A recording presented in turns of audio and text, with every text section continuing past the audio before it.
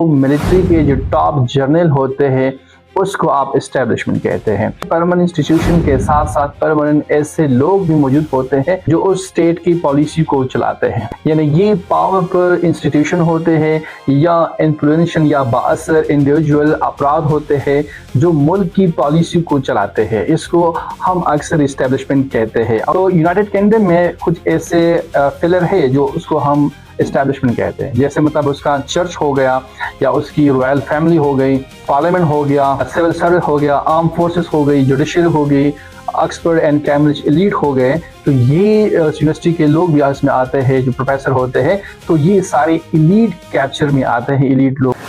अस्सलाम वालेकुम नाज़रीन, कैसे हो आप लोग? नाज़रीन, आप लोग ये जो इस्टेब्लिशमेंट का लफ्ज़ है बार बार सुनते होंगे कि ये इस्टेब्लिशमेंट ने पाकिस्तान में ये कर दिया, वो कर दिया, लेकिन आखिर ये इस्टेब्लिशमेंट है क्या भला?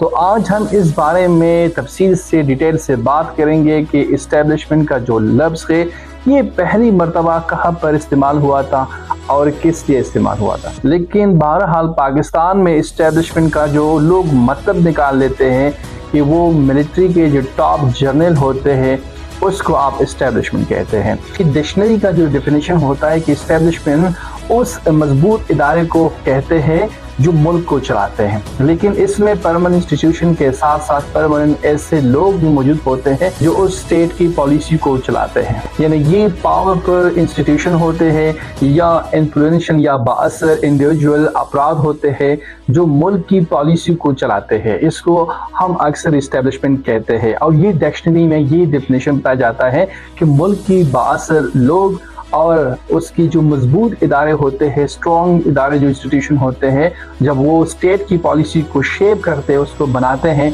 तो उसको हम इस्टेब्लिशमेंट कहते हैं। लेकिन चाहे मतलब वो पॉलिटिकली इस्टेब्लिश पार्टी हो या ना हो, मतलब वो इलेक्शन जीत के आए या ना जीत के आए, लेकिन ये इस्टेब्लिशमेंट जो होता है इसको इलेक्शन लड़ने की कोई ज़रूरत नहीं होती, क्योंकि ये कॉन्स्टिट्यूशन ही एक पावरफुल इदारे होते हैं मुल्क के और बासर शख्सियात होते हैं। मतलब वो बिजनेसमैन भी हो सकते हैं, पॉलिटिकल एलीट भी हो सकती है, ये आपके जर्नल भी हो सकते हैं, ये आपके जुडिशरी भी हो सकती है, ये आपकी सिविल ब्यूरोक्रेसी भी हो सकती है।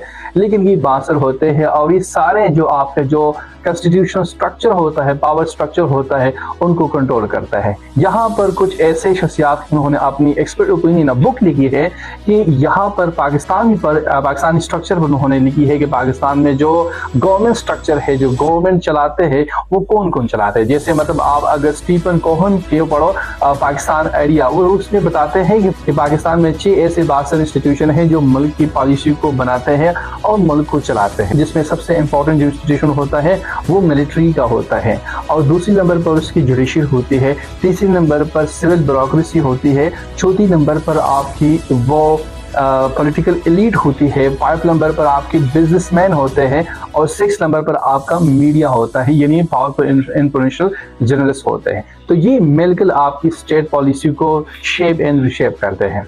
लेकिन बहरहाल हम ये जो इस्टेब्लिशमेंट का लफ्ज़ है इसकी तारीख को पढ़ते हैं कि ये लफ्ज़ कहाँ पर इस्तेमाल हुआ था और किस कंटेक्स्ट में इस्तेमाल हुआ था। तो इस्टेब्लिशमेंट का लफ्ज़ है, ये ओल्ड फ्रेंच वर्ड है, उसका जो मीनिंग है ये इस्टेब्लिशमेंट से लिया गया है, और इसका दूसरी जो मीनिंग है स्टेबिलिटी, यानी इसका मतलब होता है टू मेक स्टेबल। तो ये जो लफ्ज़ पहले फ्रेंच की तारीख में इस्तेमाल हुआ था पहली मरतबा कि किसी हालात को, किसी सिचुएशन को आप जब स्टेबल बनाते हो तो ये लफ्ज़ इस्तेमाल हुआ था। या आप किसी इदारे को या किसी इंस्टीट्यूशन को आप जब बनाते हो तो इसके लिए भी आप ये वर्ड इस्टेब्लिशमेंट इस्तेमाल करते हो। मतलब इसका मतलब ये हुआ कि आप सेटअप करते हो, कि नई क्रिएशन करते हो। लेकिन ओरिजिनली तो यही मतलब निकाला जाता था और ये बिल्कुल पॉलिटिक्स में इस्तेमाल नहीं होता था।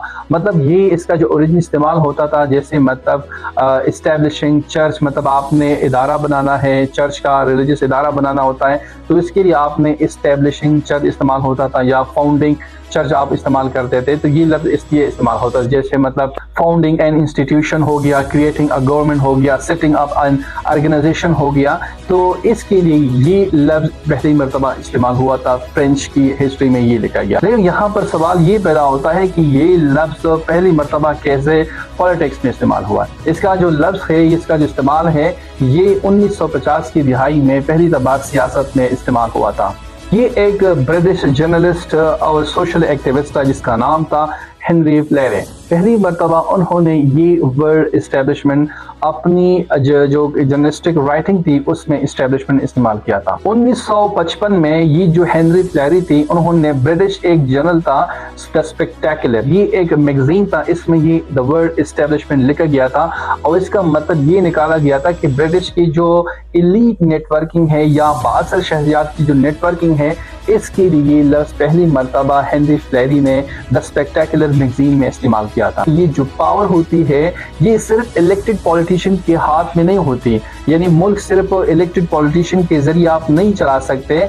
यहाँ पर ब्रिटेन में कुछ ऐसे इलीट लोग थे, बासर शख्सियात थे कि उनकी नेटवर्किंग की वजह से सारी जो ब्रिटिश फॉरेन पॉलिसी या डोमेस्टिक फॉरेन पॉलिसी होती है उनको शेप और रिशेप यही जो बिजनेस लीड थे या पॉलिटिकल इलीट लोग थे या जो बिजनेस टाइकून लोग थे, उनको शेप और रिशेप बिल्कुल वही लोग करते थे, यानी उनको पॉलिसीज को वो लोग बनाते थे।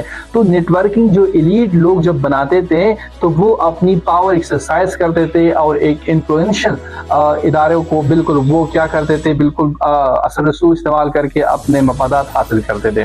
लेकिन यहाँ पर जब उन्होंने पहली मरतबा ये लफ्ज़ इस्तेमाल किया तो ये पॉलिटिकली इस्तेमाल हुआ, क्योंकि वहाँ पर सारे जो पॉलिटिक्स था उन पर बिजनेस इलीट या जो बिजनेस टाइकून थे वो असर रसूख रखते थे। इसमें ये भी लोग आते हैं जैसे इलीट स्कूल हो गए या यूनिवर्सिटीज के प्रोफेसर हो जाते हैं जो एकेडमिकली राइटिंग करते हैं और लोगों के ओपिनियन को फिर वो मुतासर करते हैं और लोगों को ओपिनियन को चेंज कर सकते हैं, तो वो लोग भी शामिल थे। इसके साथ साथ इसमें गवर्नमेंट भी कुछ लोग हासिल होते हैं, इसके मिलिट्री भी होती है, एरिस्टोक्रेसी भी होती है, जो बिल्कुल कुछ लोग ऐसे होते हैं जो दौलतमंद लोग होते हैं और वो लोग भी इसमें शामिल होते हैं, बिजनेस टाइकून भी लोग भी होते हैं, सोशल क्लब्स भी होते हैं, सोशली ऑर्गेनाइज ऐसे कम्युनिटीज होते हैं जो स्टेट की पॉलिसीज को भी मुतासर कर सकते हैं।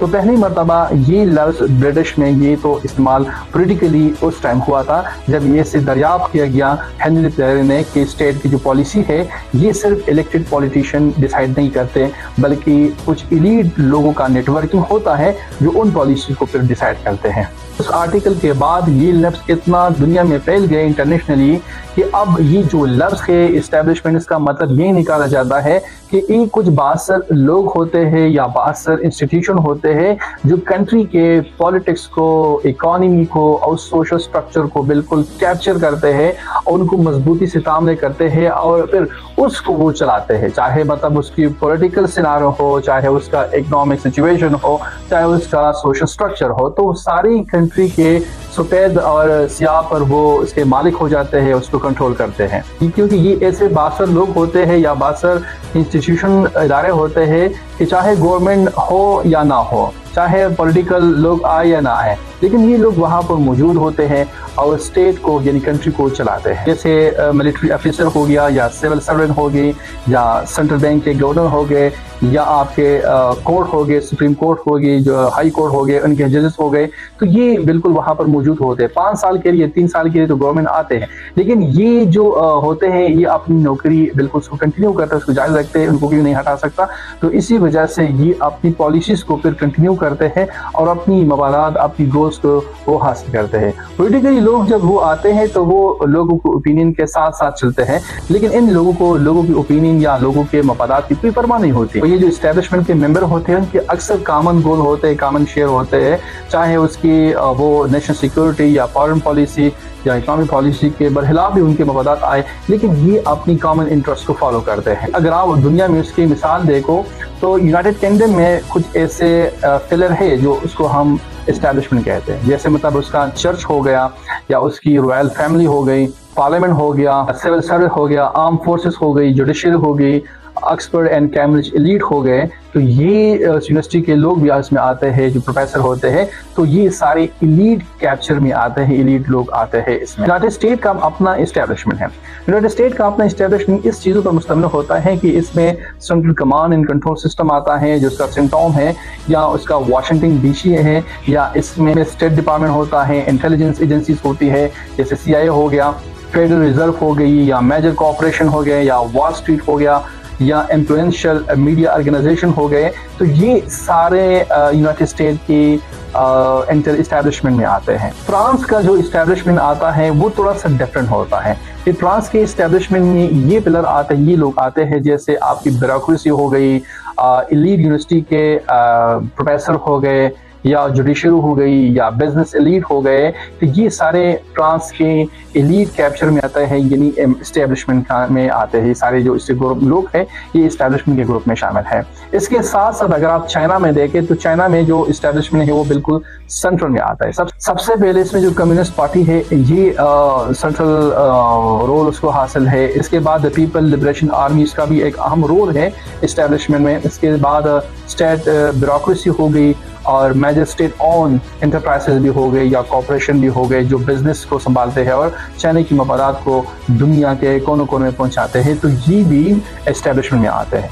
ठीक है ना कि चाइना और अमेरिका का ट्रेड वॉर जब शुरू हुआ था तो हवावी पर बहुत ज़्यादा सैंक्शन लगी हुई थी अमेरिका में, और क्योंकि हवावी जो है ना वो चाइनी कंपनी है, और वहाँ पर जो हाईटेक टेक्नोलॉजी है वहाँ पर उसमें जो प्रोपेगेंडा हो रहे थे और इसमें जो इंफॉर्मेशन की लीकेज हो रही थी, ट्रांसपेरेंट हो रही थी यूएस से चाइना को जी सारी इंफॉर्मेशन। तो इंफॉर्मेशन वॉर जो चली जा रही थी ये हवावी और यूनाइटेड स्टेट के जो हाई टेक टेक्नोलॉजी कंपनीज को उसके दरमियान चल रही थी। फिर हवाई पर पाबंदी भी लगाई गई, उसके सीईओ को बदल भी किया गया, और चाइना ने भी रेसिप्रोकली यही तौर पर अपनी जो एक्शन है वो दोहरा दिया। उन्होंने भी उसके जो कंपनी के जो मालिक है एप्पल के, दूसरे जो कंपनी के टेस्ला के, उनको मलबदल किया। रशिया का इस्टेब्लिशमेंट यही है कि रशिया के इस्टेब्लिशमेंट का जो प्रेसिडेंट होता है वो उसका सबसे मेजर रोल होता है। इसके बाद उसकी सिक्योरिटी सर्विसेज होते हैं, उसकी इंटेलिजेंस एजेंसीज होते हैं, और इसके बाद उसकी मिलिट्री या स्टेट ऑन एंटरप्राइजेस हो गए, कॉर्पोरेशन हो गए, इसको अभी बहुत ज़्यादा अहम किरदार है। इसके बाद इन्फ्लुएंशियल बिजनेस फिगर भी होते हैं जो दुनिया में बिजनेस करते हैं और अपने मुल्क के मफादात के मातहत वो सारे अपने बिजनेस को चलाते हैं, चाहे मतलब वो हाई टेक टेक्नोलॉजी में बिजनेस करे या तेल की दरमदात या बरामदात में उसका अपने मुल्क के लिए काम करे। तो ये सारे जो स्टेट इंटरप्राइजेस है ये इसका बहुत ज़्यादा अहम किरदार है।